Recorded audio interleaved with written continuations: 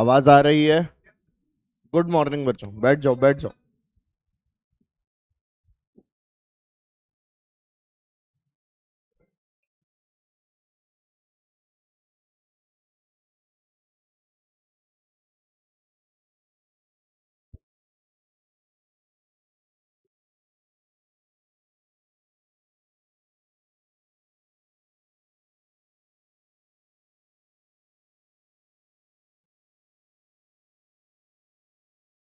क्या हो गया?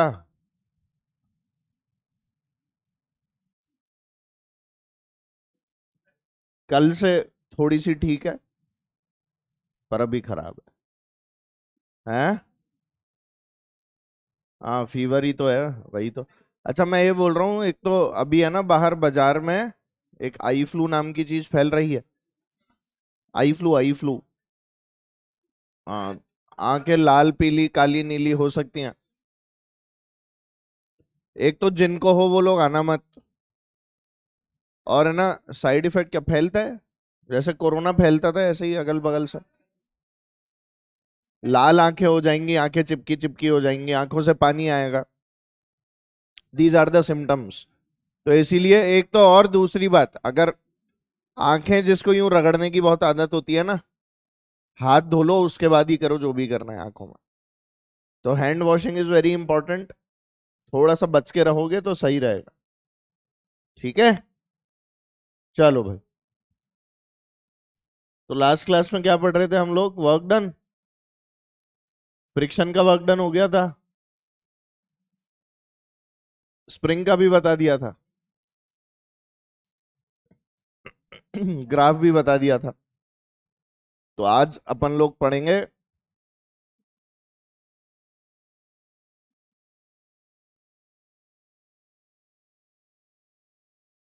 क्या बेटा? हाँ जा, क्या बोल रहे हैं? स्प्रिंग? अबे ढंग की चीज पढ़ेंगे ना, उसी पे सवाल करता रहेगा जिंदगी भर। हाँ तो अभी आने तो दे, वर्क वर्क एनर्जी थ्योरम आएगी तो स्प्रिंग देख देख के परेशान हो जाएगा, कितनी स्प्रिंग। या तो तू आ जाए यहाँ पे, एक सवाल दो सवाल पूछ रहा है तो। आजा इधर आजा।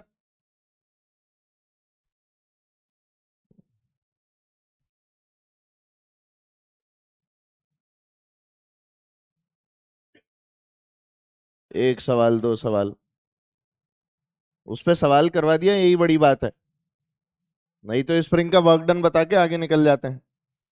बेटा स्प्रिंग काम कहाँ आएगी जब उसकी पोटेंशियल एनर्जी पढ़ेंगे।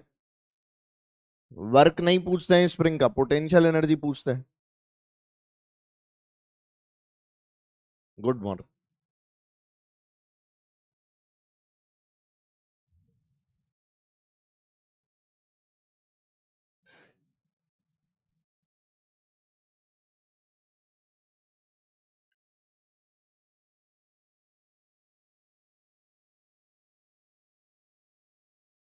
लेकर स्प्रिंग का सवाल कर। इसी इसी में फंसा रहे अब। आज पूरी क्लास स्प्रिंग के ही सवाल करना। लो। नहीं, करो करो। सब लोग करो। ये लो भाई, ये इसकी नेचुरल लेंथ, इसको 2 मीटर खींच दिया। नेचुरल लेंथ ये एक्स इक्वल्स टू 0 पे, ये रहा बेटा एक्स इक्वल्स टू 2 सेंटीमीटर। के की वैल्यू ले लो बेटा 100 nm। बताओ वर्क डन क्या होगा। करते रहो। अब यही सवाल करवाऊंगा पूरी क्लास। करो आज स्प्रिंग। करो करो स्प्रिंग करो आज। कर बेटा, यही कर आज तू, स्प्रिंग के और सवाल कर। करता रहना, मैं तो बोल ही रहा हूँ। और क्या मतलब है तो? और क्या होता है उसमें? मैंने बताया ना बेटा, मैं जानता हूं कि तू जानता है यहाँ पे। डाउट है वो। एक ही सवाल थोड़ी होता है। जब मैंने तेरे को समझाया कि बेटा उसके अंदर वर्क एनर्जी थ्योरम के सवाल अच्छे बनते हैं, तो फिर तो तुम्हें बेटा ये सोचना चाहिए ना कि ये कोई चीज है। तेरे को सवाल की कमी रखी क्या मैंने आज तक? मैंने कमी की आज तक तेरे लिए सवाल की? फिर यार ऐसे थोड़ी सोचना चाहिए तेरे को। ये कोई डाउट है मतलब? तूने मेरे पे डाउट रखा ना, और क्या रखा?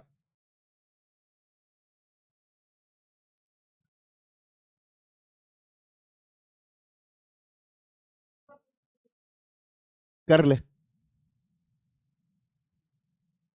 जल्दी बैठ।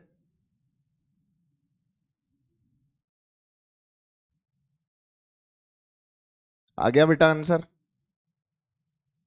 और करना है ऐसा? मैंने पहले ही अच्छा सवाल करवा दिया।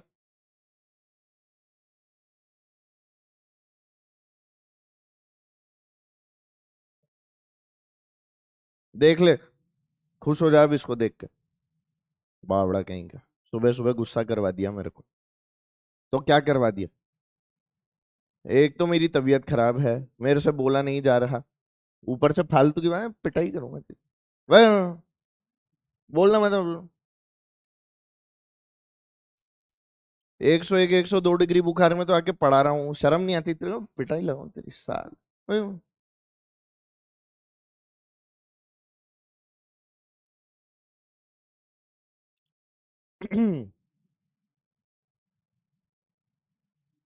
अबे नहीं हुआ क्या? चलो, और कराऊं ऐसा? हो गए 2 सवाल, खुश? आप खुश हो गए भाई साहब? चलो, आज ये पार्टी देगा? चलो ठीक है, आ जाओ। एक तो ये मक्खी,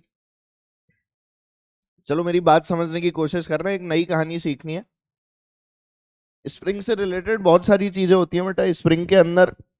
अभी आप लोगों ने सिर्फ उसका वर्क डन देखा है। अभी स्प्रिंग की जब अपन इलास्टिक पोटेंशियल एनर्जी पढ़ेंगे, तो स्प्रिंग में सवाल बनते हैं जब आप लोग वर्क एनर्जी थ्योरम पढ़ लेते हैं, बहुत बढ़िया बढ़िया, तब वाले सवाल अपन करेंगे आराम से। तब हर दूसरे सवाल में स्प्रिंग नजर आएगी आपको, तो वेट करो। उसके बाद में फिर जब एसएचएम वगैरह पढ़ते हैं, तो वहाँ बहुत सारी स्प्रिंग नजर आती है। ये जितना होता है उतना पूछ लिया मैंने, ठीक है? 2 सवाल पूछ लिए, और 3 4 5। चलो, एक बात को समझने की कोशिश करना। आपको मान लो बेटा फोर्स दे रखी है वाई आई कैप, क्या दे रखी है? और आप लोगों को बोला find work done from 0 0 to 1 1। अब ध्यान से देखना इस वाली चीज को। इसे अगर हम लोग सॉल्व करने गए, तो तुमको पता है ना बेटा वर्क डन कैसे लिखते हैं? Integral F X D X बता दिया था ना ये, integral F Y D Y, याद करो, integral F Z D Z, ऐसे ही लिखते हैं। अब इसमें एफ एक्स क्या है? बोलो ना। आई कैप के साथ वाई है ना, तो क्या लिखूंगा? Integration of Y D X, यही लिखूंगा। और तो कुछ है ही नहीं इसके अंदर।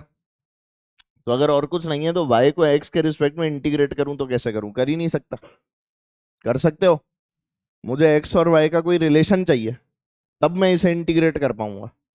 मान लो मेरे को किसी ने बोला कि एक काम करते हैं, एक्स और वाई का आपको एक रिलेशन दे देते हैं। पॉइंट क्या है बेटा? 0 0, और यहां से कहाँ जाना है बेटा?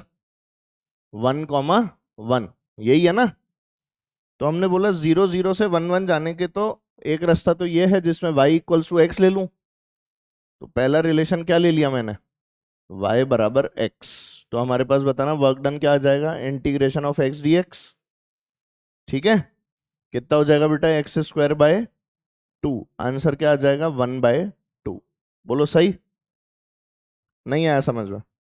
y की वैल्यू x के बराबर मान ली, स्ट्रेट लाइन में चले गए, ठीक है? अच्छा, पर ये 0 0 1 1 में तो y बराबर x² भी वैलिड है, नहीं है वैलिड? अरे 0 = 0 का स्क्वायर, 1 = 1 का स्क्वायर, y = x² वैलिड है ना ये? 1 का स्क्वायर क्या होता है? और y की वैल्यू भी क्या है? 1, तो 1 = 1 का स्क्वायर आ तो रहा है, तो ये भी वैलिड है। अब बोलो बेटा वर्क डन x² dx, अब क्या आएगा? 1/3 आ जाएगा। बोलो ना। नहीं आ रहा है समझ? आ रहा है ना? y = x³ भी वैलिड है, सारे वैलिड है। तो गड़बड़ हो गई ना? x³ x⁴ x⁵ x⁴n तक सब कुछ ही वैलिड है। तो अगर ये सब कुछ वैलिड है, तो क्या गड़बड़ हो रही है? ये पाथ भी चाहिए, ये पाथ भी सही है, सारी की सारी पाथ जो है, सारी पाथ जो है वो क्या आ रही है? सही आ रही है। क्यूबिक भी आ रही है, फोर्थ पावर भी आ रही है, फिफ्थ पावर भी आ रही है। तो जब सारी की सारी पाथ ही सही है, तो यहां पर जो वर्क डन है वो हर पाथ पे क्या मिल रहा है? अलग अलग। इससे पहले जो हम लोगों ने क्वेश्चन किया, क्या उसमें एक्स और वाई का कोई रिलेशन लिया था? नहीं लिया ना। मतलब इससे पहले जितने भी आप लोगों ने वर्क डन निकाले वो ऐसे वर्क डन थे जो पाथ पे डिपेंड नहीं करते थे। अब जो आप लोग वर्क डन निकाल रहे हैं वो सब किस पे डिपेंड कर रहे हैं? और अगर पाथ पे डिपेंड करने वाला वर्क डन होता है तो उस वर्क डन को हम लोग बोलते हैं नॉन कंजर्वेटिव फोर्स का वर्क डन। कौन सी फोर्स का वर्क डन? तो फिर फोर्स को देखा और डिवाइड किया, दो पार्ट, दो तरह की फोर्स हो गई, एक हो गई कंजर्वेटिव, दूसरी क्या हो गई? तो यहां हमने क्या देखा? Therefore work done depends on path. बोलो। And because work done depends on path तो हम लोग क्या बोल सकते हैं? देयरफॉर देयर आर, लिखते जाओ, टू टाइप्स ऑफ फोर्सेस। कितने टाइप की फोर्सेस होती हैं? दो टाइप की। एक कौन सी बेटा? कंजर्वेटिव। और दूसरी कौन सी होती है? Non conservative. अब इस चीज को क्या डायरेक्ट बोल देते हैं सीधे, हेडिंग डलवा के, कंजर्वेटिव नॉन कंजर्वेटिव, लो पढ़ लो। उसको समझो तो सही, वो आया क्यों? क्योंकि वर्क डन कैसा है? Path dependent. तो ये जो दो तरह की फोर्सेस थी, कंजर्वेटिव और नॉन कंजर्वेटिव, अब इनको हमें समझना था। तो आप लोग भी ऐसे दो कॉलम बना लो साइड बाई साइड। ये नोट करो और ऐसे दो कॉलम बनाओ।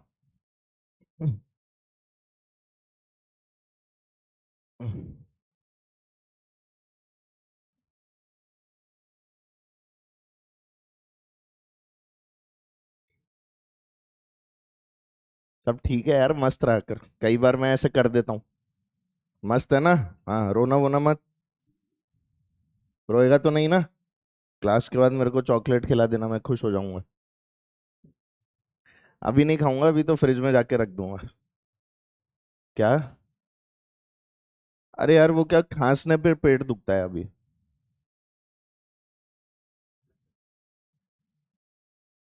क्या हो गया तो?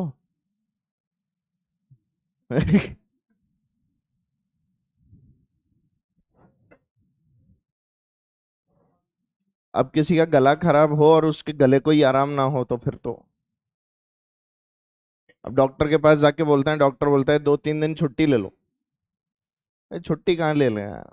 ठीक है, चलो, लिख लिया बेटा ये कॉलम बनानी है कंजर्वेटिव नॉन कंजर्वेटिव। तो कंजर्वेटिव वाले कॉलम के अंदर लिखो सबसे पहले,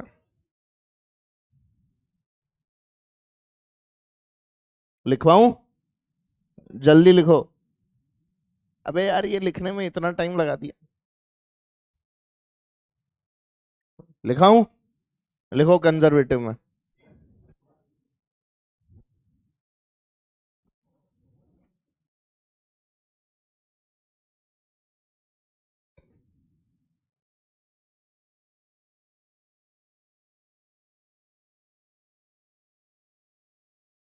अरे अब तो लिख लो, मैं लिखवा रहा हूं, कंजर्वेटिव लिखो।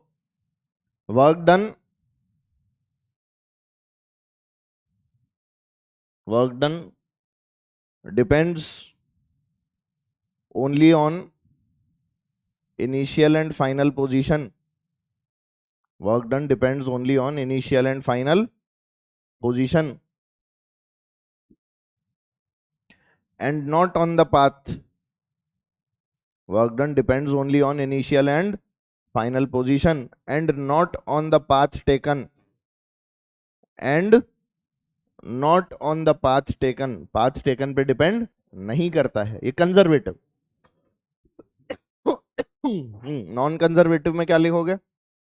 Work done depends on initial and final position as well as path. हाँ, नॉन कंजर्वेटिव में as well as path.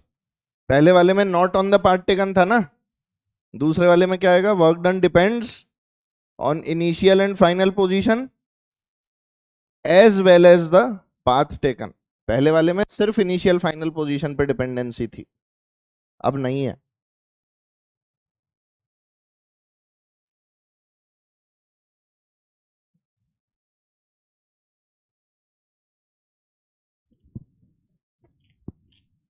Work done depends on the initial and final position as well as on the path taken. लिख लिया? इसके अंदर फिर एक और point लिखेंगे बेटा। क्लोज लूप में वर्क डन जो है वो जीरो होता है। लिख लो, work done in a close loop is always zero. Conservative में, हाँ conservative, work done in a close loop is always 0, और नॉन कंजर्वेटिव में क्या हो जाएगा, नॉन जीरो। ऐसे लिखते हैं बेटा, क्लोज लूप लिखना होता है ना तो इंटीग्रेशन पे ऐसे गोला मार देता है, इट इंप्लाइज क्लोज लूप। इसमें 0 होता है क्लोज लूप में, इसमें नॉन जीरो होता है। अभी हर चीज का प्रूफ मिल जाएगा, चिंता नहीं करनी है, we have proof of everything, जिससे आपको इस चीज को एकदम समझ में आ जाए कंजर्वेटिव क्यों है और नॉन कंजर्वेटिव क्यों है। ठीक है, अरे नोट कर लिया। तीसरा पॉइंट, इनका एग्जाम्पल बोलो, कंजर्वेटिव कौन सी होती है, और इलेक्ट्रोस्टैटिक, ठीक है। हाँ बस बहुत है, अभी इतना लिख ले बेटा तू, है ना, ईटीसी। और इधर जो भी रेजिस्टिव फोर्सेस होती है ना, वो सब, फ्रिक्शन है और बाकी की जो रेजिस्टिव फोर्सेस हैं, ये सब आपकी नॉन कंजर्वेटिव में आती हैं।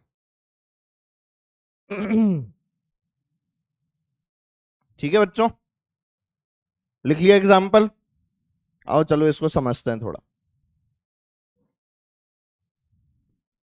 जैसे मान लो ये हमारा ग्राउंड है, ग्राउंड के ऊपर एक बॉल रखी थी जिसका मास क्या था बेटा, एम, और इसको उठा के तुम लोग इस पोजीशन को ए बोल दिया, इस पोजीशन को बी बोल दिया, लेकर जा रहे हो। हाइट कितनी है बेटा, ये एच। मुझे बताओ एम जी का वर्क डन क्या होगा। अरे इसको ऊपर ले जाने में एम जी का वर्क डन, यार कुछ तो शर्म करो, एम जी नीचे है, एच ऊपर है, minus M G H. M G का वर्क डन लिखना है ना ऊपर तक, तो जब डब्ल्यू ए बी लिखोगे तो क्या आएगा, M G into H cos 180 नहीं आएगा क्या, तो माइनस एम जी एच आएगा ना। भाई साहब एम जी कहाँ लग रहा है, नीचे, और डिस्प्लेसमेंट का है ऊपर। ये नहीं आता तुम्हें, तो एम जी एच क्यों बोल रहे थे, असली मसाले सच सच। डब्ल्यू बी ए बता, ऊपर से नीचे ला, इस बार plus M G H, M G भी नीचे और एच भी नीचे, कोई शक। डब्ल्यू ए बी ए बता, अरे डब्ल्यू अब्बा, A B A, W A B plus W B A, बोल आंसर। देखा क्लोज लूप में 0 आ गया, अरे क्लोज लूप में क्या आ गया, सिंपल ग्रेविटेशनल फोर्स। अब इसी चीज को ऐसे समझो, आओ ध्यान से। जैसे मान ले ये हमारा एम मास का ब्लॉक है, इसकी कुछ पोजीशंस ले लेते हैं अपन।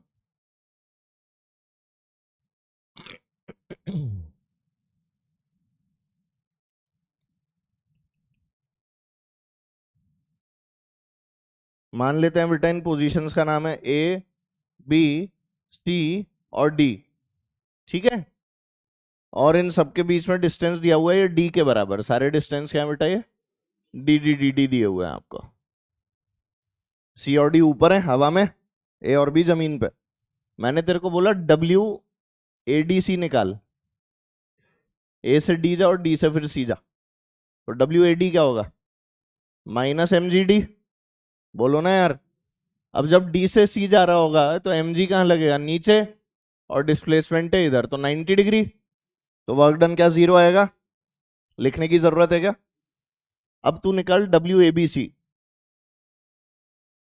यहां से यहां, फिर यहां से यहां, नहीं दिखा, पहले यहां से यहां गया तो बोल एम जी लगा नीचे, और डी इधर, तो बोल क्या वर्क डन 0, और बी से सी गया तो क्या वही बेटा minus M G D, path अलग अलग है, वर्क डन सेम है, very good. Path independent, path से क्या होता है, तो ये वाली चीज भी प्रूफ हो गई, अलग अलग पाथ लेने पर भी हमारा वर्क डन क्या आता है, सेम आता है। ठीक है, आप अगर इसको यहां से ऐसे सीढ़ी बना बना कर भी ऐसे ले जाते ना, कहां तक, सी तक, तो भी वर्क डन यही आता, वर्क डन थोड़ी ना बदल जाता। क्योंकि वो पाथ पे डिपेंड, चाहे सीधा ऐसे ले जाते तो भी आपका वर्क डन क्या आता, -mgd। आई बात समझ? तो बहुत आसान है। क्या हो गया, डर लग रहा है? हाँ, लूप थोड़ी बनाया मैंने। लूप कब बनेगा, ए से डी से सी से बी से ए, ये होता है लूप। लूप तो मैंने यहां बना के दिखा दिया तेरे को। लूप बनाने तो ए से बी जा, फिर बी से सी जा, सी से डी जा और डी से वापस आ, तो बनेगा लूप। ठीक है, लूप अलग चीज है बेटा, यहां मैंने लूप नहीं बताया, यहां मैंने तेरे को बोला एक ही पॉइंट तक गया हूं, वर्क डन सेम आ रहा है अलग अलग पाथ से। और अभी हम जो पढ़े थे उसमें क्या आ रहा था, 0 0 से 1 1 जाने में कभी आधा जूल, कभी 1/3, कभी 1/4। वो नॉन कंजर्वेटिव है, ये तो कैसी फोर्स है, कंजर्वेटिव है। तो दिक्कत है या नहीं है? इसमें कोई दिक्कत नहीं है, कंजर्वेटिव है, कहीं से कहीं भी जाओ, बात कैसी भी लो, टेढ़ी मेढ़ी आड़ी तिरछी, work done will always be same. सिर्फ किस पे डिपेंड करता है, इनिशियल और कैसी भी पाथ ले जाओ, फिर नॉन कंजर्वेटिव में दिक्कत आती है। अब उसको भी देख लें। अरे ये बना लिया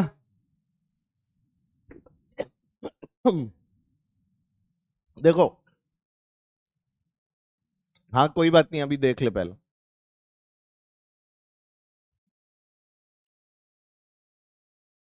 नॉन कंजर्वेटिव टेबल रखी है ना, टेबल पे रखा हुआ था ब्लॉक,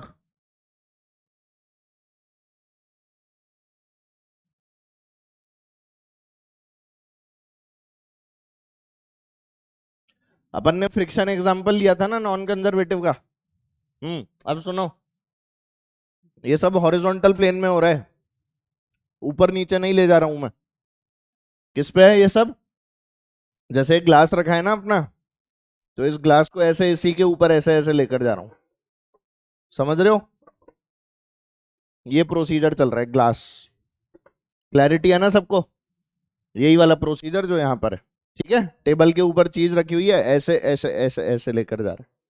ठीक, अब तुम मेरे को बताओ, ए से लेकर जब बी लेकर जाऊंगा तो फ्रिक्शन का वर्क डन क्या होगा? मान ले इसकी लेंथ जो है वो डी है, ये भी डी है, ये भी डी है और ये भी डी है, ए से बी ले जा, फ्रिक्शन कहाँ लगेगा, पीछे, और डी किधर है, आगे। नेगेटिव होगा ये तो पक्का है। अच्छा, normal energy balanced and table पे रखा है, तो फ्रिक्शन का वर्क डन क्या होगा, डब्ल्यू ए बी, बोलना, -μ mgd। नॉर्मल कितनी mg, फ्रिक्शन कितना μn, तो μmg फ्रिक्शन की फोर्स, माइनस साइन क्यों आ गया, क्योंकि ऑपोजिट डायरेक्शन में। डिस्प्लेसमेंट कितना बेटा, डी, -μmgd। यार तेरे को आया ही नहीं, पक्का? अब बी से सी आ जा, वापस यही आएगा क्या, फ्रिक्शन लगेगा पीछे, डी लगेगा, तो WBC, वाइट ब्लड सेल्स, यही होता है ना, WCD, इधर लगा फ्रिक्शन और इधर लगा डिस्प्लेसमेंट, बोलो वापस, -μmgd। अच्छा, WDA, पीछे को क्या लगा, फ्रिक्शन, आगे को हुआ डिस्प्लेसमेंट, बोलो, -μmgd। ओ माय गॉड, ये तो जीरो नहीं आ रहा, क्लोज लूप में जीरो आ रहा है क्या, बोलते ही नहीं हो। तो WABCDA, क्या बेटा इसकी वैल्यू आई -4μmgd। और वहीं हमारे पास mg का वर्क डन कैसा आता था, क्लोज लूप में जीरो, ये तो क्लोज लूप में जीरो होता ही नहीं है, नहीं हो रहा ना। और इसमें मान ले मैं इसको अगर ऐसे ले जाता डायगनली, तो फिर फ्रिक्शन कैसे लगता, ऐसे लगता ना बेटा, पीछे की तरफ, बोलो। और इस तरफ क्या लगता, डिस्प्लेसमेंट, जिसकी वैल्यू क्या होती, √2d, यस और नो। तो फ्रिक्शन और डिस्प्लेसमेंट अलग अलग डायरेक्शन में वापस नेगेटिव आता। अब तू बता मेरे को, ए से लेके बी जाने का जो वर्क डन है, या डी से लेके बी जाने का जो वर्क डन है, अगर मैं डी सी बी जाऊंगा, कहां से कहां जाऊंगा, डी से सी से बी, तो क्या -2 μmgd आएगा, पक्का? और यहां से जाऊंगा तो √2 times of mu M G D. नहीं आया समझ? अलग अलग आ रहा है ना, अलग अलग पाथ पे, तो पाथ अलग अलग लेने पर वर्क डन क्या आता है? अलग अलग आता है। ठीक है, इनिशियल और फाइनल पॉइंट पर तो डिपेंड करता है ही, साथ में पाथ पर भी डिपेंड करता है। कुछ फील आई? फ्रिक्शन से हमने ये भी प्रूव कर लिया। तो ये नॉन कंजर्वेटिव टाइप है। कैसे टाइप का हो गया? चलो 1 मिनट मिलेगा इस पेज के लिए और 10 सेकंड अगले पेज के लिए। ये हो गया?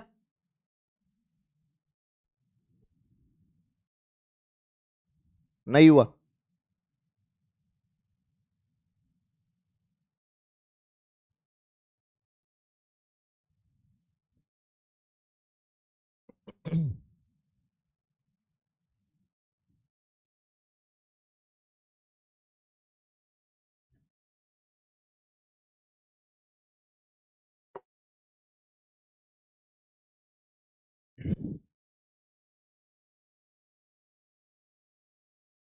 हुआ कि नहीं? हो गया? हाँ, बहुत टाइम लगा रहे हो। चलो छापो इसे। तुम्हें पूरा दिन भी दे दूंगा ना, तुम एक ही पेज छापते रहोगे। क्या हो गया? हो गया? बहुत जल्दी किया आज तो तुमने।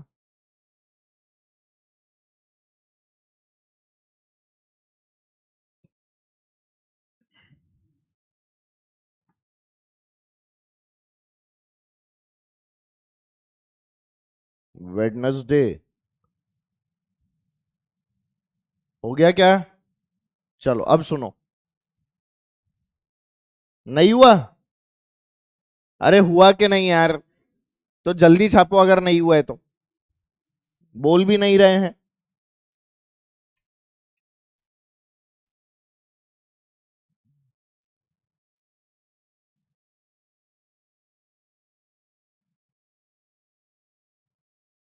डन। बस अब बहुत टाइम दे दिया है, थोड़ी स्पीड बढ़ाओ भाई। अब उस सवाल को रिविजिट करें जो दिया था। अरे वो तो अभी सॉल्व करना सीखा ही नहीं। सीख लिया क्या? तो वो भी तो सीखना है। तो जैसे मान ले तेरे को फोर्स की वैल्यू क्या दे दी, Y I cap plus X J cap, और तेरे को बोला find work done from 1,1 to 2,3, मान लो। अरे सुनो इधर, अब बातें नहीं इंपॉर्टेंट है, ये समझ में नहीं आएगा, इसमें इंटीग्रेशन डिफरेंशिएशन लगेगा। बहुत ध्यान से देखना, और मन में सोचनी पड़ती हैं कुछ चीजें। ये करने के अंदर बेटा हालत खराब हो जाती है लोगों की। इसीलिए बोल रहा हूँ बहुत आसान तरीके से सिखा देंगे, समझ लेना उस वाली चीज को। बहुत बढ़िया सी एक ट्रिक है छोटी सी, तो we'll try to learn that. आओ, वर्क डन कैसे लिखूंगा बोल? Integration of Y D X plus X D Y, ऐसे ही लिखना पड़ेगा बेटा। इस तरह के जो सवाल होते हैं, जैसा कि ये सवाल है जिसमें आपके dx के साथ में तो y आ रहा है और dy के साथ में क्या आ रहा है, इनको डायरेक्ट हम लोग इंटीग्रेट नहीं कर सकते। तो ऐसे में हम लोग जो फॉर्मेट काम में लेते हैं, that format is called as perfect differential format, PDF. क्या बोलते हैं बेटा इसे? परफेक्ट डिफरेंशियल फॉर्मेट बोलते हैं।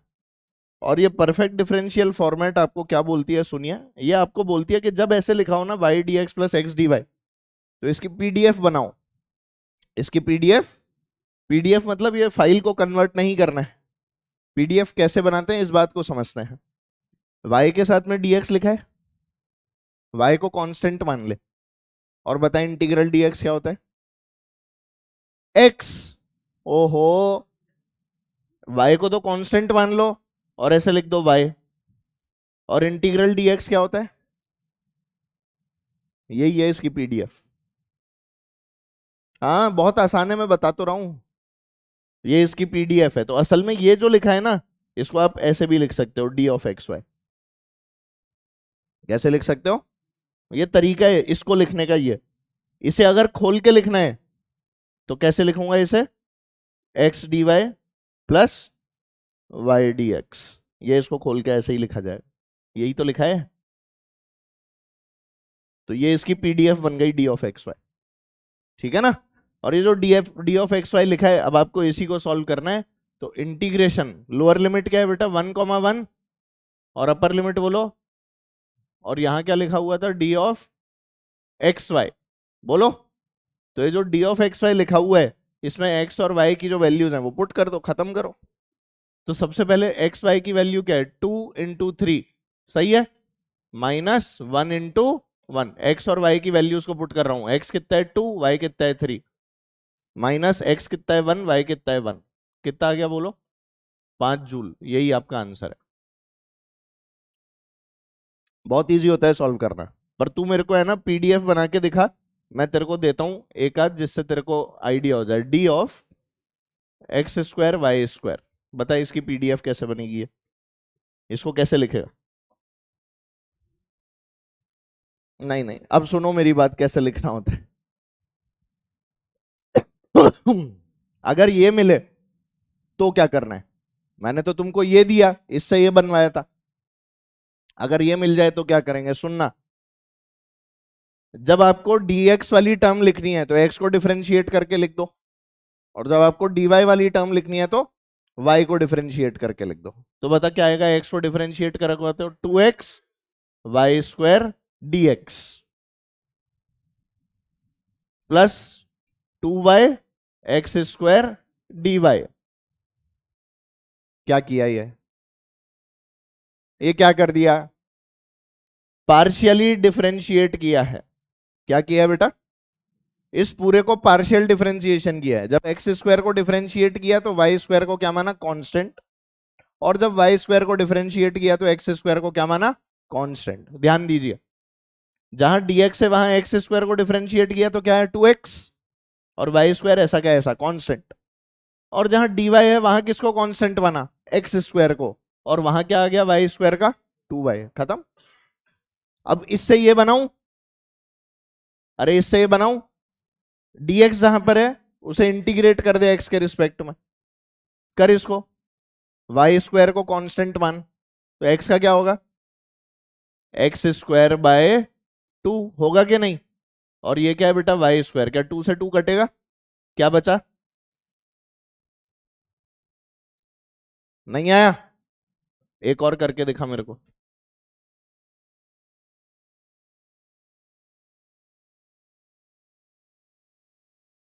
बताओ क्या आएगा,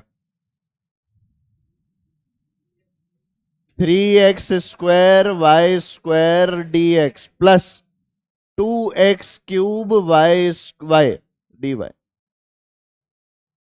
क्या कर दिया, पहले x को डिफरेंशिएट किया, x³ कितना आएगा बेटा 3x² y² कांस्टेंट, बोलो सही। बाद में क्या किया, y को डिफरेंशिएट किया तो y का स्क्वायर था तो 2y, और x³ ऐसा क्या ऐसा, नहीं आया, खत्म। और ले, एक और कर ले, D of x³ y² z²। चलो बताओ, लिखवाओगे साथ साथ? चलो सबसे पहले x को कर दो, बोलो 3x² y² z² dx, आ रहा है तुम्हें, प्लस अब y को बोलो 2y x³ z², शानदार। अगला बोल 2x³ y² z dz, आ गया लिखना, हो गया।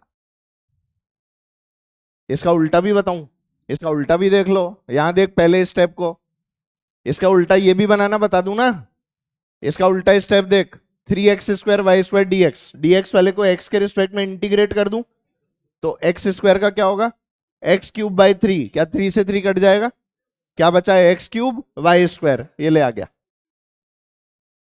नहीं दिखा?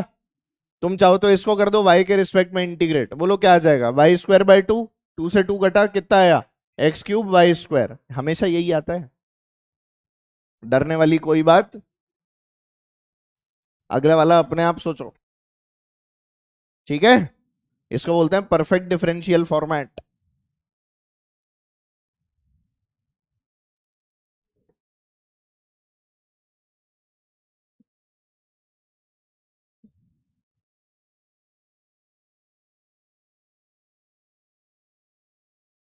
करो करो, छाप लिया तूने? हाँ बैठ जा बैठ जा। हाँ बैठ बैठ हाँ। एक्स और वाई है तो 2 और 3। कॉमा क्यों लगा रहे हैं यहाँ पे, कॉमा थोड़ी।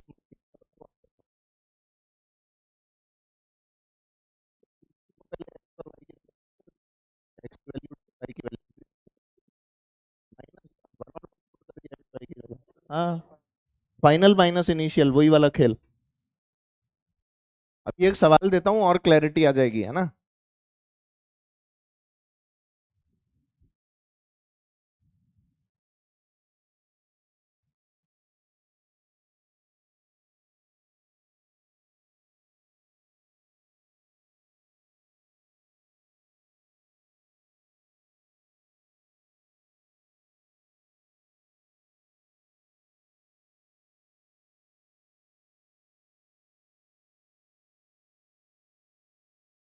देऊं क्या।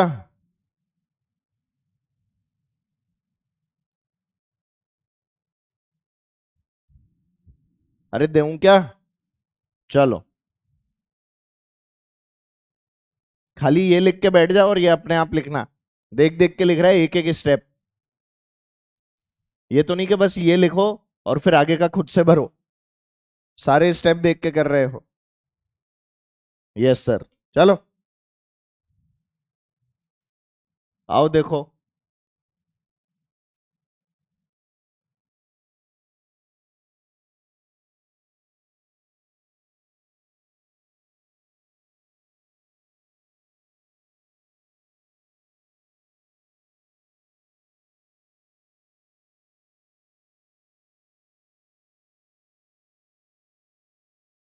अब तुम्हें दिख जानी चाहिए पीडीएफ। दिख गई क्या। है।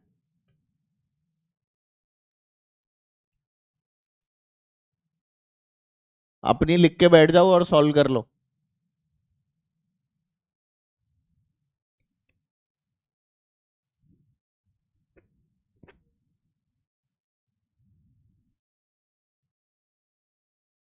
बताओ क्या आएगा।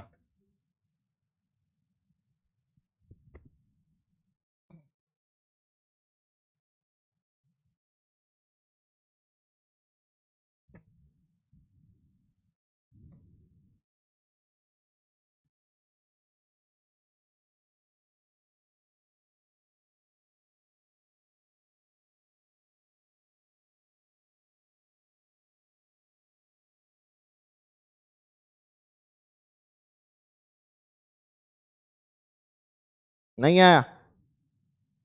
कलम तो चला लो बाबूजी। चला रहे हैं अच्छा अच्छा। मास्टर को मत चलाओ कलम चलाओ। फॉर्मेट बोलो। डी ऑफ क्या आएगा। फॉर्मेट बनाने का तरीका बताया ना मैंने। आई कैप वाले को इंटीग्रेट कर दो एक्स के रिस्पेक्ट में बोलो क्या आ जाएगा। x³ y² z सबका यही आया। खत्म। अब जब ये वैल्यू आ गई तो इसमें कहां से कहां तक लिमिट लगानी है 1,1,1 से लेके बोलो 2,2,2 डायरेक्ट वैल्यू पुट करनी है खत्म। बोलो क्या आ जाएगा 2 2 2 डाल दूं सब जगह। 2 का क्यूब इंटू 2 का स्क्वायर इंटू 2। और इसमें से क्या घटा दूं लोअर लिमिट 1। 1 ही तो आएगा। या 1 का क्यूब सॉल्व करके दिखाऊं। अच्छा तो कितना आ गया 2 का क्यूब बोलो। 8 4 जा 32।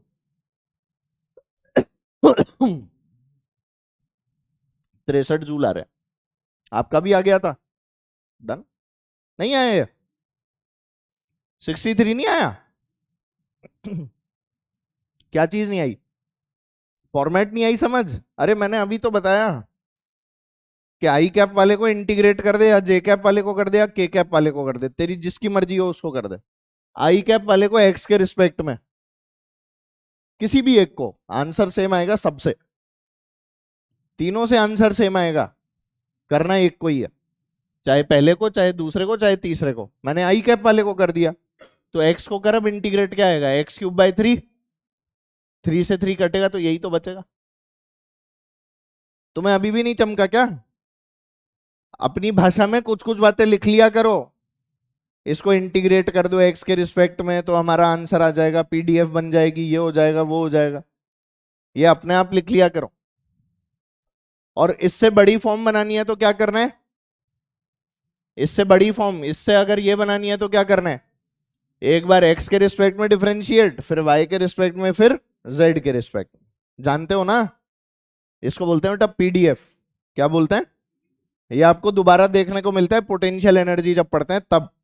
अभी इसका काम यहां पे खत्म, ठीक है। अभी दोबारा आएगा ये थोड़ी देर में, when we will be studying about potential energy. आज शुरुआत करते हैं कंसेप्ट किसका, एनर्जी का। आओ भाई, लेट्स टॉक अबाउट एनर्जी।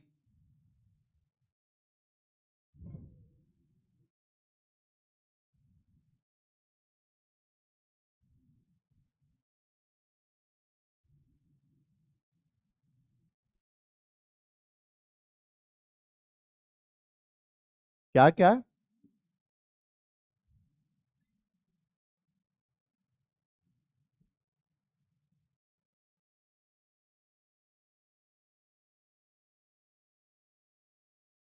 अरे ये समझ में आ गया। चलो,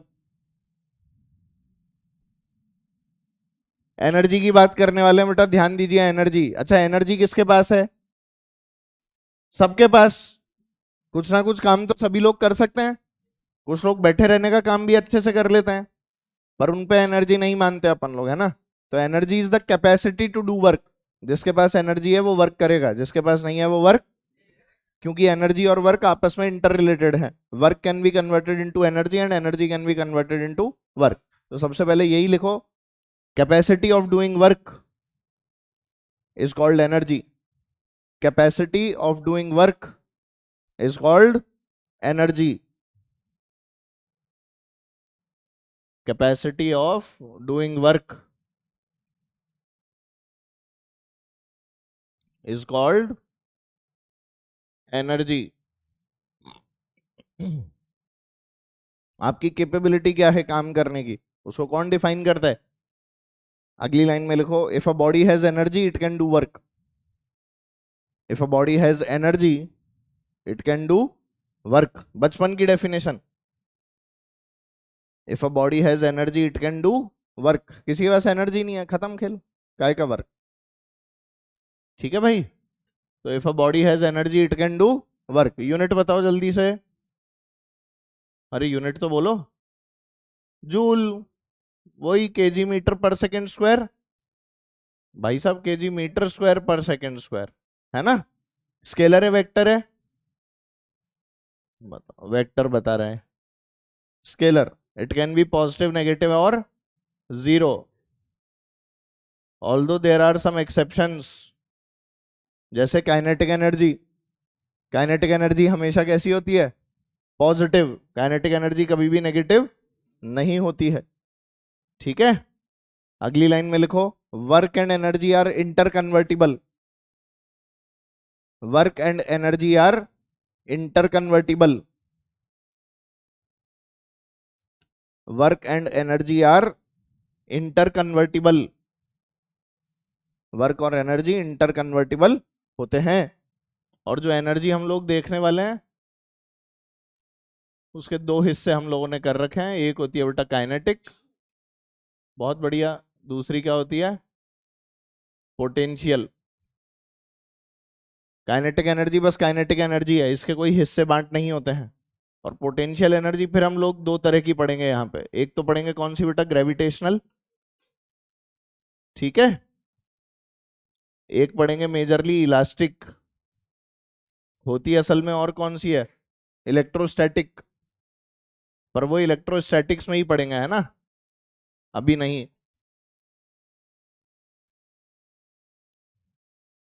और काइनेटिक बस एक ही है, काइनेटिक एनर्जी, ठीक है। तो इन तीन तरह की एनर्जीज में पोटेंशियल में जो लिखा हुआ है इसमें सिर्फ कौन कौन सी पढ़नी है, ग्रेविटेशनल और इलास्टिक। अभी इलेक्ट्रोस्टैटिक पढ़नी नहीं है। तो ये लिख के एक बढ़िया सी हेडिंग डाल लो, काइनेटिक एनर्जी।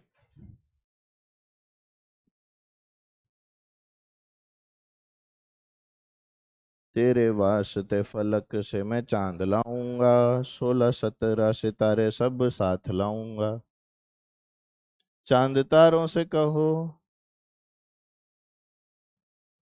क्या हो गया? अरे हो गया।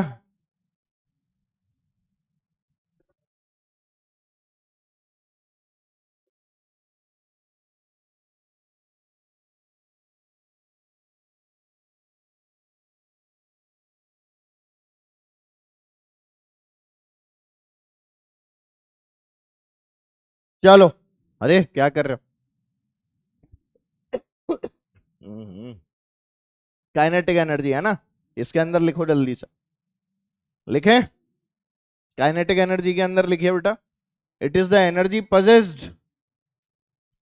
Possessed by the virtue of motion. Energy possessed by the virtue of motion।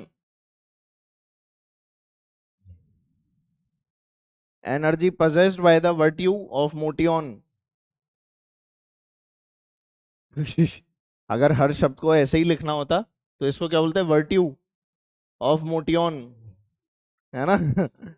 हाँ, it is the energy possessed by the virtue of motion। Motion होता है, मोटियन नहीं होता। हाँ, कल को पता लगे दुनिया के सामने मोटियन मोटियन कर रहे हो, कोई मोटी ऑन हो गई तो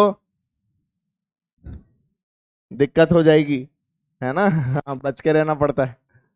ठीक है।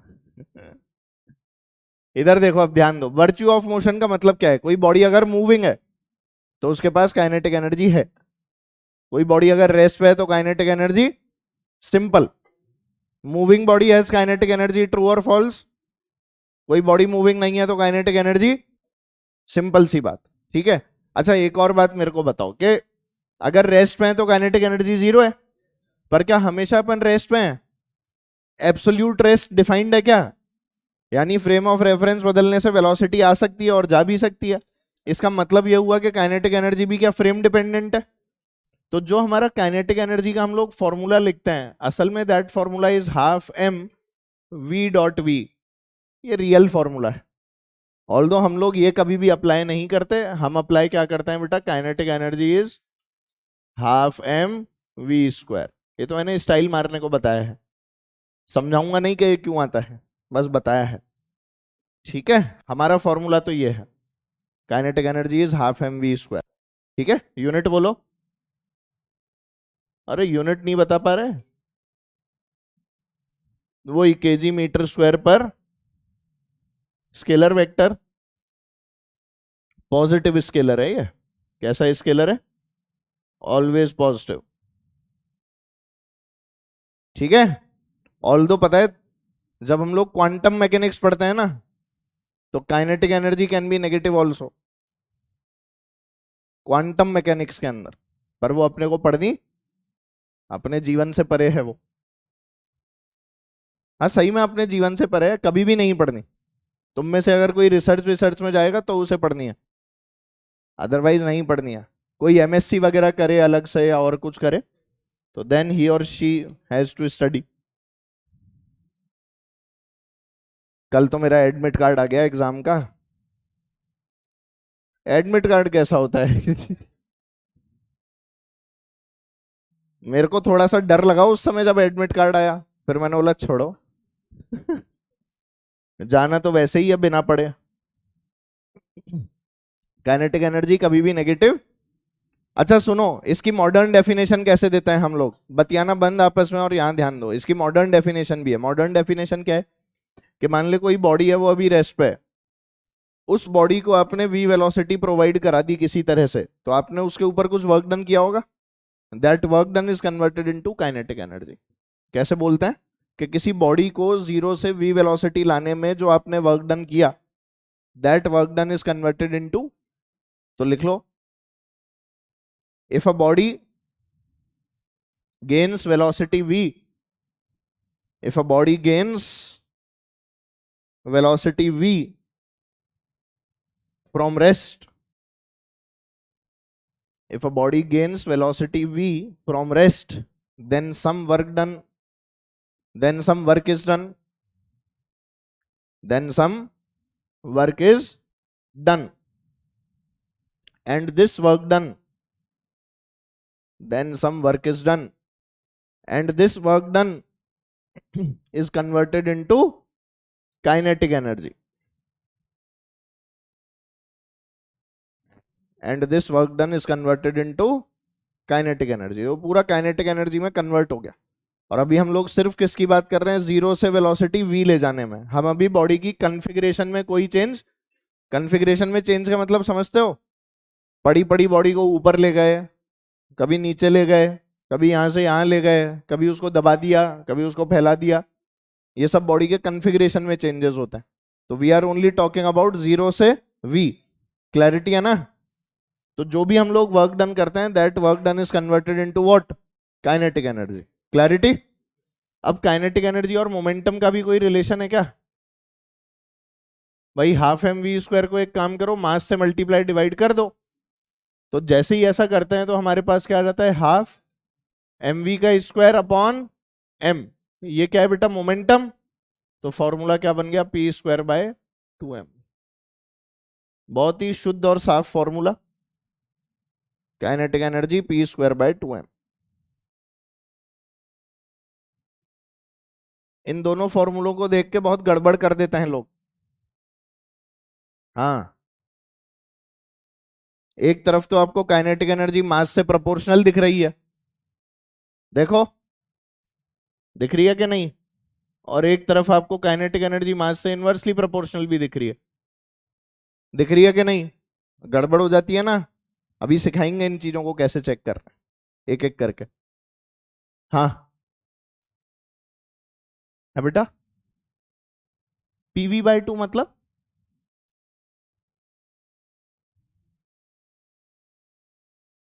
पीवी बाय 2 कैसे बन रहा है? एम वी का स्क्वायर, एम और एम दो बार हो गए ना, एम स्क्वायर वी स्क्वायर हो गया ना बेटा। एम स्क्वायर वी स्क्वायर क्या होगा, पी स्क्वायर।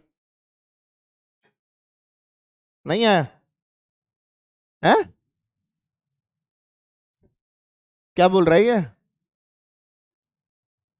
है एक सिर्फ एम वी अलग कर लूं ऐसा बोल रहा है? अरे कर लेना, उसमें क्या है, बना ले फॉर्मूला। या ऐसे बोल रहे हैं भाई, half M V into V लिख दूं, ऐसे बोल रहा है? बना ले, उसमें मैं क्या करूं, ये ले, ये हो गया, ले पीवी बाई 2, बनाता रहा। ये लो भाई, भाई साहब बोल रहे हैं, सुन लो उनकी बात। पीवी बाई 2, बहुत बढ़िया, बहुत ही सुंदर फॉर्मूला, एक और आपके सामने आ गया। ठीक है, ठीक है, कोई बात नहीं, वो बोल रहा था इसलिए लिख दिया है मैंने, है ना, काम का नहीं है, फिर बता रहा हूं। चलो अब सुनो, अपने काम का पी स्क्वायर बाय 2m। ठीक है, हाँ, चलो अब आगे बढ़े, क्वेश्चन लिखेंगे सीधे, आओ। या क्वेश्चन से पहले एक छोटी सी बात, स्टार बना के लिख लो। वेलोसिटी फ्रेम डिपेंडेंट होती है, ट्रू और फॉल्स?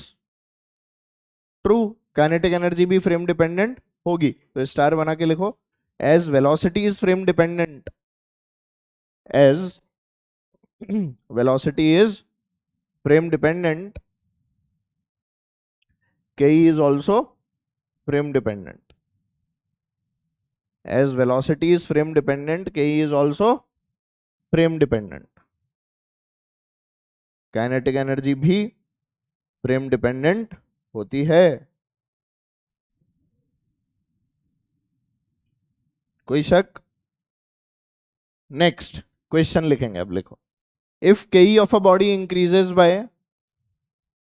क्वेश्चन लिखो, इफ के of a body increases by 100%, if ke of a body increases by 100%, then find percentage change in momentum। kinetic energy of a body increases by 100%, then find percentage change in momentum। करो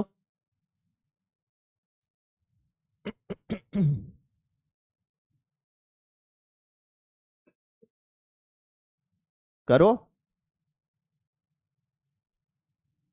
kinetic energy 100% बदल गई तो momentum में कितना change होगा?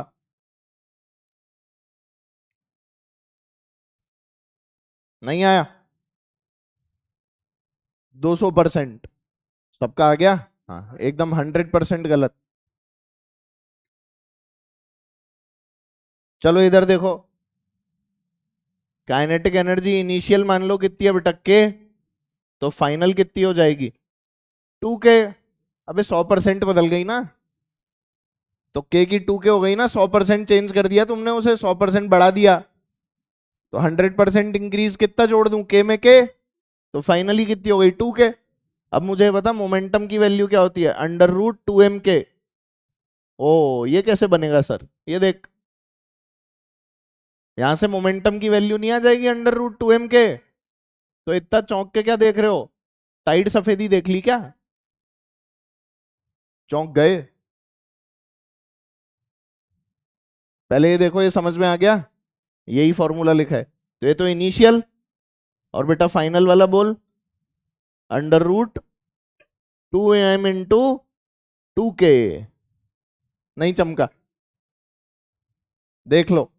अब बेटा percentage change निकालने के लिए हम लोग क्या करते हैं, फाइनल माइनस इनिशियल, बोलो, तो P final minus upon initial into 100। किसी भी चीज में परसेंटेज चेंज हमेशा ऐसे ही निकाला जाता है, ये आप लोगों ने एरर वगैरह के टाइम पढ़ा होगा, है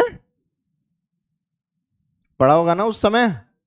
चल कोई बात नहीं, नहीं पढ़ा तो आज सीख ले, है ना। परसेंटेज चेंज निकालने का तरीका क्या है, P final minus P initial upon P initial into 100। तो मेरे को बता फाइनल वैल्यू कितनी है, √4m के, वैल्यू पुट कर दो अब, तो अंडर रूट कितना बेटा, 4m के माइनस अंडर रूट कितना बोलो, 2m के, अपॉन बोलो √2m के मल्टीप्लाइड बाय 100।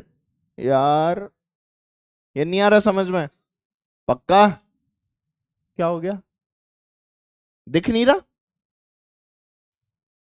इसमें कोई डाउट है क्या, इसमें √2 कॉमन नहीं ले सकता, m के तो सारे काट ही दे, m के तो कट ही जाएंगे, अब इसमें √2 कॉमन ले लो, तो क्या आ जाएगा मेरे पास, √2 टाइम्स ऑफ बोलो, ये कितना लिखा हुआ है, ये √2 इंटू √2 लिखा हुआ है ना, तो यहां क्या लिख दूं, √2 -1 अपॉन में कितना, बहुत बढ़िया, कट गया। √2 इंटू √2 की वैल्यू कितनी होती है, 1.414 -1 अपॉन 1 मल्टीप्लाइड बाय, आंसर बोलो 14 नहीं 41 अरे 1.414 में से 1 घटाएगा तो 0.414 बचेगा ना, इंटू 100। नहीं आया समझ, अरे ये समझ नहीं आया क्या, एक लाइन का सॉल्यूशन बता दूं इसका, अभी बताऊंगा, पहले नोट कर, पहले वही बता दो, ये सब नहीं करना, एक सवाल और कराऊंगा उसके बाद बताऊंगा।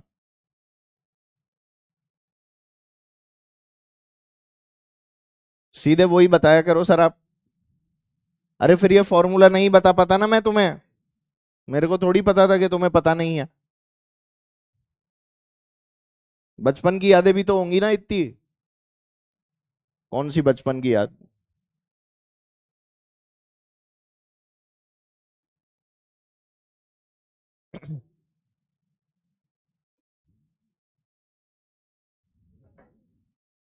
जाने मेरी जाने मन, बचपन का प्यार मेरा भूल नहीं जाना रे, जैसा मेरा प्यार है यान तुझे किया है, बचपन का प्यार मेरा भूल नहीं जाना रे, याद नहीं है क्या तुम्हें ये,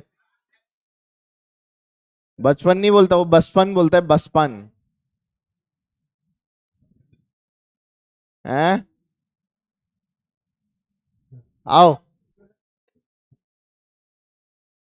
अगला सवाल, हाँ लिखो लिखो अगला सवाल क्या हो गया, वन लाइनर भी बताऊंगा, पहले ये भी करो, लिखो, नहीं पहले ये वाला, if momentum increases by 100%, if momentum को पी लिखा करो ना, पूरा पूरा क्या लिख रहे हैं, मोमेंटम, इफ मोमेंटम इंक्रीज, अब काट के क्यों लिख रहा है मोमेंटम मैं वेलोसिटी वेक्टर बोलता हूं ना, तो ये ऐसे लिख लेते हैं, वेलोसिटी और इसके आगे वेक्टर। ऐसा नहीं होता इनसे, ये थोड़ी लिखा जाता है तुमसे। तुम तो ऐसे लिखते हो, वेलोसिटी वेक्टर, है ना? पता था मेरे को। If momentum changes by 100, increases by 100%, if momentum of a particle increases by 100%, then find percentage change in kinetic energy. Find percentage change in kinetic energy. करो, repeat. हाँ, if momentum changes by 100%, increase कर रहे हैं, increase, then find percentage change in kinetic energy. Simple. नहीं हुआ simple सा सवाल? P initial कितना है? पी पी फाइनल कितना है? वाह, kinetic energy initial P square by 2m, के फाइनल 2p का स्क्वायर बाय 2m। ये कितना आ जाएगा बोल? 4p square by 2m। अरे यार बोलते ही नहीं हो, आएगा कि नहीं? अगर इसे कंपेयर करोगे के इनिशियल और फाइनल को, तो के फाइनल की वैल्यू जो है, क्या वो 4 टाइम्स ऑफ के इनिशियल है? बोलो, तो 300% बढ़ गई ना? नहीं, तुम ऐसे निकालो परसेंटेज चेंज। देखो, के फाइनल कितनी है बेटा? 4 के इनिशियल माइनस के इनिशियल अपॉन के इनिशियल इंटू 100। बता सही कितना आ गया बेटा?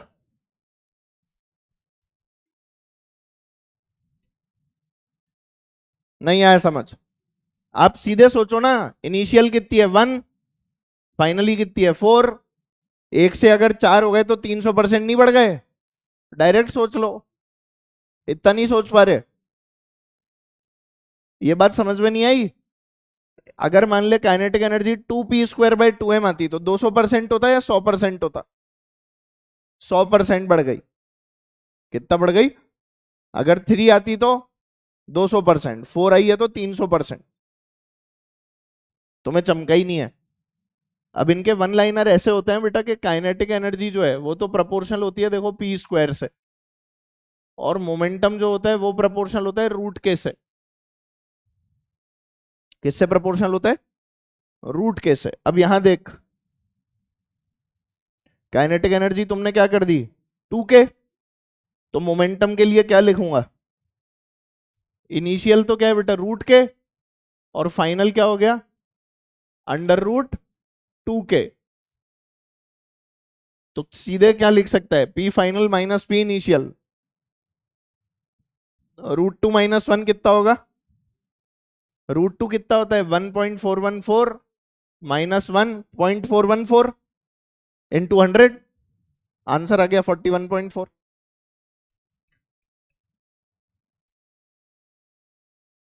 Single line. नहीं चमका? एक बार और। P प्रोपोर्शनल टू रूट के होता है, ये हम लोग जानते हैं। अब तुमने काइनेटिक एनर्जी को डबल कर दिया है, तो डबल यानी 2k। फाइनल माइनस इनिशियल सीधे करो। √2k माइनस इनिशियल कितना? रूट के। √2k माइनस रूट के तो कॉमन है ना? अबे नीचे भी तो एक रूट लिखा हुआ है, उसमें रूट के, वो किसी काम का है क्या? कैंसिल करने के काम आता है वो रूट के को। ये यही तो लिखा है। ये करने की जगह मैंने सीधे ये किया है। देखो, आई बात समझ?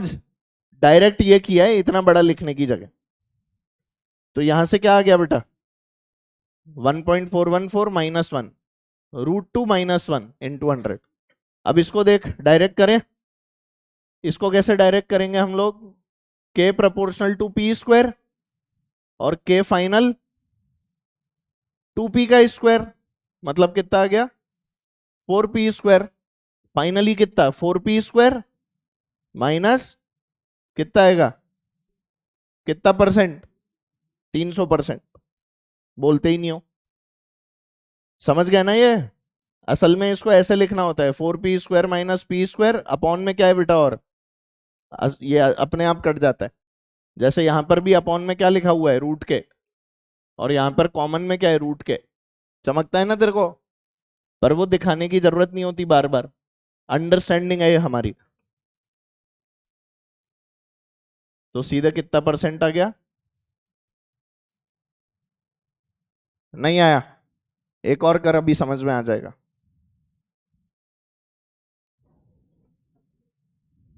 कराऊं? लिखो, एक स्टार बना के लिख ले। If momentum increases N times, if momentum increases N times, तो बोलो kinetic energy N square. If momentum increases n times, then kinetic energy increases n square times. ठीक है? मोमेंटम को अगर दुगना करोगे तो काइनेटिक एनर्जी 4 गुनी हो जाएगी, 3 गुना करोगे तो 9 गुनी, प्रोपोर्शनल टू पी स्क्वायर है ना, इसीलिए। समझ में आई ना बात? अगली लाइन में, if momentum increases n times kinetic energy increases n square times, ये लिख लिया ना सबने? अगली line, if kinetic energy is made n times, if kinetic energy is made n times, n गुना कर देते हैं, तो बोलो अब मोमेंटम कैसे लिखोगे? Root N times, then momentum changes root N times. अब बिकम्स लिखो, चेंजेस नहीं, मोमेंटम बिकम्स, चेंजेस थोड़ी है। Then momentum becomes root N times. दिख रहा है सबको फॉर्मूला? ठीक है, चलो तो लिखते हैं सवाल, लिखो। Find percentage increase in kinetic energy, find percentage increase in kinetic energy if momentum increases by, find percentage increase in kinetic energy if momentum increases by 500%।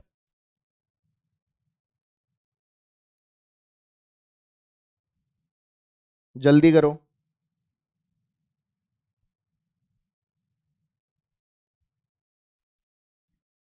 ध्यान से करना।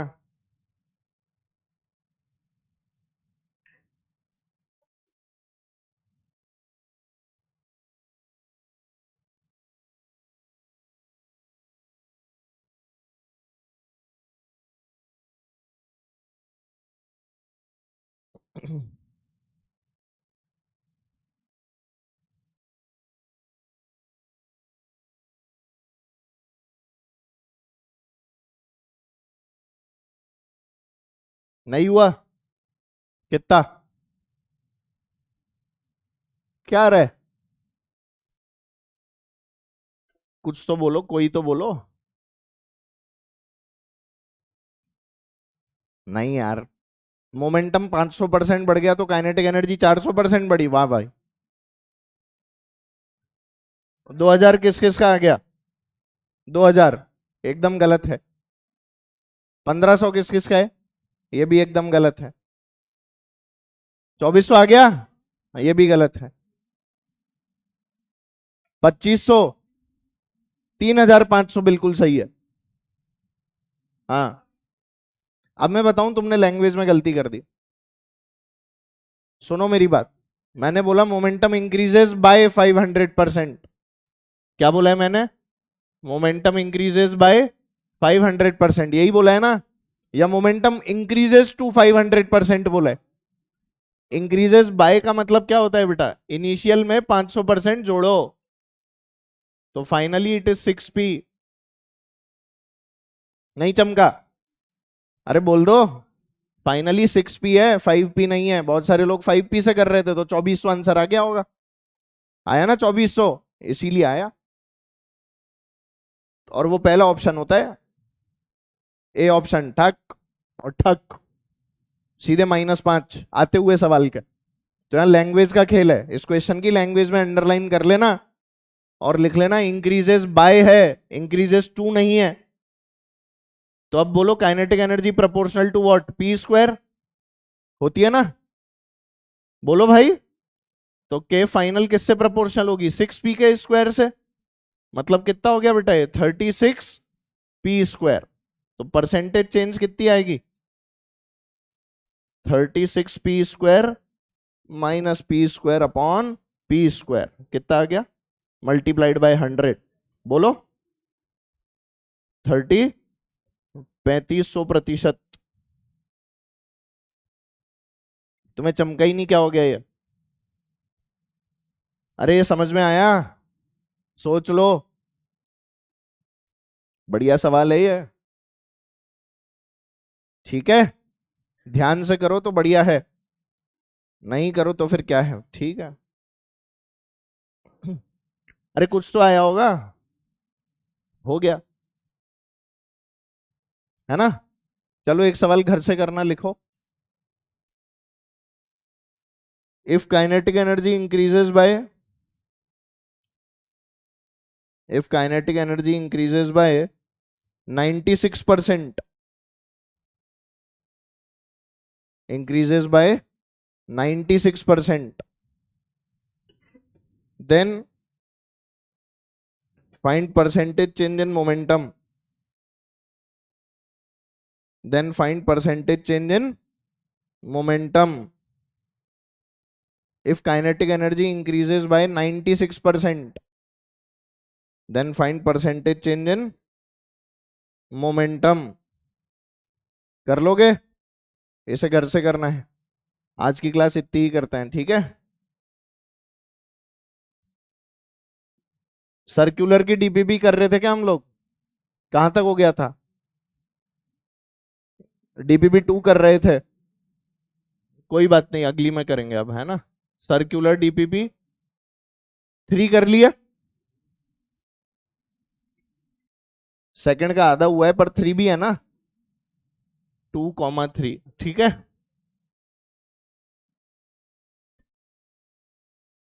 चलो बाय बोलो बच्चों, अच्छे से बाय बोलो।